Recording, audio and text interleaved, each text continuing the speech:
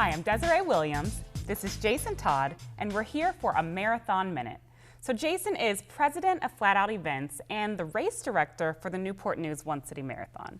So Jason, the big topic today is traffic. People in Newport News really want to know what's going on traffic-wise and how they'll be impacted. Sure. Well, before we even get into it, we want everyone to know that if you visit the onecitymarathon.com website, you can actually find all the documents that tell about traffic, lane closures, no parking areas. Once on the website, if you click on the race details tab, and then there's a traffic and parking tab as well, all those documents are on there. So a lot of great information on the website.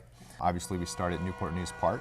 We have a 7 a.m. start, and one of the first intersections that we come to is Fort Eustis Boulevard. So for a period of time, will be no traffic able to cross through the runners at Fort Eustis Boulevard, but that's only for about a 20 to 30 minute period.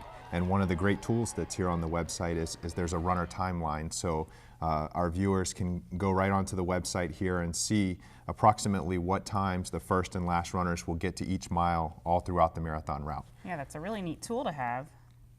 Yeah, it's very useful. So, from Fort Eustis Boulevard, we go on to Industrial Park Drive, which really, on a Sunday, there's not too many traffic impacts for the community there, but we do cross Jefferson Avenue on our way over to Warwick Boulevard. So that's another area that people would want to be aware of, and our time frame for that by 8 o'clock, we'll be across and headed towards Warwick. So pretty early in the morning, we're out of the way there. Perfect. But then we come to Warwick for the first time after being on Industrial Park Drive, and so that's about 4 miles into the marathon route.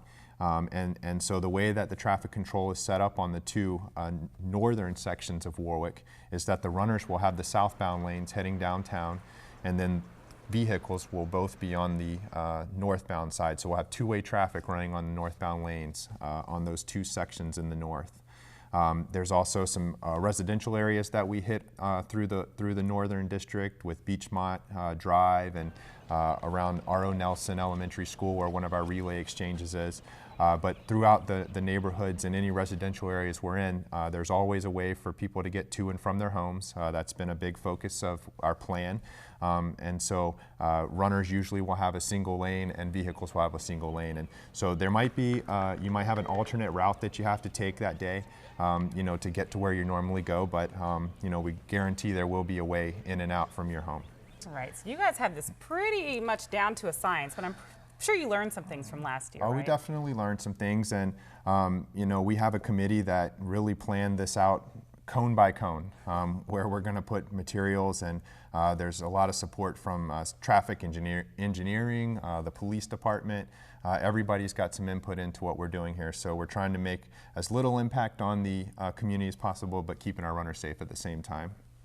Some may remember that we went across in front of the James River Bridge last year, and that did cause some disruptions to traffic, so we've made some adjustments this year. So from Copeland Lane really on down past the James River Bridge to 71st Street on Warwick and Huntington, southbound lanes will be only for runners. And there are some times that we do dip back into the neighborhood at Hilton, as well as the War Museum. But instead of going across the foot of the James River Bridge this year, we're going to come back out to Warwick at the YMCA, and then we're going to make the right turn heading down towards downtown.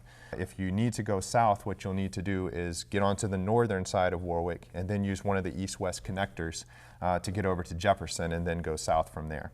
And we want to make sure that anyone that's heading downtown that morning for the celebration or some of the other races, the 8K and Nautical Mile, that they also use these alternate routes, because there will be a time when the traffic control plan is put in place and goes live, and they'll stop allowing traffic downtown. So we want to encourage everyone to head Jefferson or the interstate and get off on 36th Street or one of the exits downtown that puts you right into the downtown area.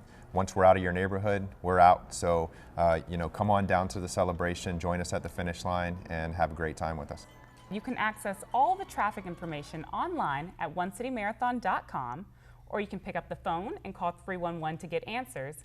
And of course, we try to give you as much information as we can right here on NNTV. So Jason, thank you again for being with us today. Sure. So if you haven't done it already, go to onecitymarathon.com where you can register to run, walk, or volunteer, and we hope to see you at this year's Newport News One City Marathon.